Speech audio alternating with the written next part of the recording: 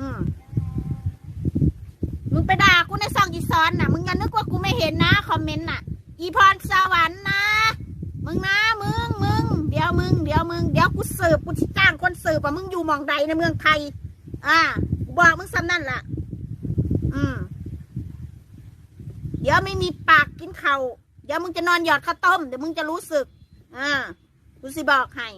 มึงอย่าให้กูรู้ว่ามึงอยู่จังหวัดผู้ใดสืบอีพรสวรรค์ได้บอกมนพี่น้องมนสิมีรางวัลให้หามาเลยอีพรสวรรค์น่ะมันให้10,000 บาทเอาที่อยู่มันมาให้ถูกต้องสืบมาเลยมันให้10,000 บาทไปสืบมาเลย